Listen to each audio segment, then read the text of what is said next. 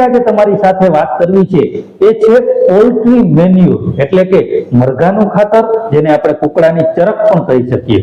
આ જે છે એ સારામાં સારી વસ્તુ છે.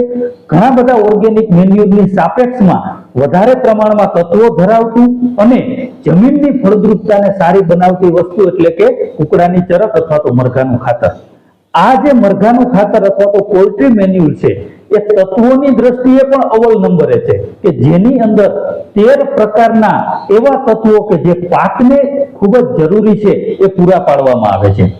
આ પોલ્ટ્રી મેન્યુરની અંદર રહેલા તત્વોની જો ટકાવારીની દ્રષ્ટિએ વાત કરીએ તો 100 કિલો પોલ્ટ્રી મેન્યુર મરઘાનું ખાતર જે છે એ જમીનમાં નાખવામાં આવે તો એની અંદર 4.5 થી 5.5% નાઇટ્રોજન મળે છે, 2.4% થી લઈ અને 2.8% જેટલું ફોસ્ફરસ મળે છે, 2.5% થી 2.6% જેટલું પોટાશ મળે છે.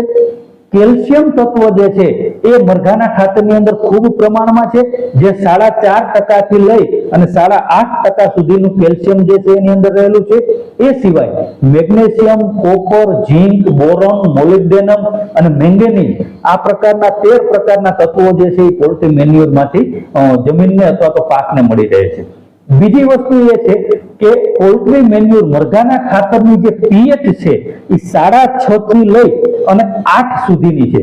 હવે આ પીએચ એટલે કે એવી પીએચ કે જે જમીનની અંદર તમામ પ્રકારના પાકો લઈ શકાય, કે જેને ન્યુટ્રલ પીએચ કહેવાય. તો જે જમીનની અંદર પોલ્ટ્રી મેન્યુર નાખવામાં આવે એ જે છે એ જમીન કદાચ આલ્કલાઇન વધારે હોય તો એને ન્યુટ્રલ બનાવવાની કોશિશ કરે, અને જો જમીન એસિડિક હોય એટલે કે પીએચ વધારે નીચી હોય તો એને બેલેન્સ પીએચ સુધી લઈ જવાનું કામ કરે. એટલે જમીનને સુધારવાનું પણ કામ કરે છે અને છોડને તંદુરસ્ત રાખવાની સાથે સાથે અમુક જે જમીનની ફૂગ અને જીવાતો છે એની સામે પણ આપણને રક્ષણ આપે છે. તો અવશ્ય પોલ્ટ્રી મેન્યુર એટલે કે મરઘાનું ખાતર જે છે, જે ખેડૂતો પાસે છાણિયું ખાતર છે એ વસ્તુ અલગ છે, પણ જેની પાસે એની અવેલેબિલિટી નથી એવા ખેડૂતોએ વીઘા દીઠ 2, 3, 4, 5 બેગ જે છે એ નાખવામાં આવે તો એને એની ખેતી અથવા તો પાકની અંદર સારામાં સારું પરિણામ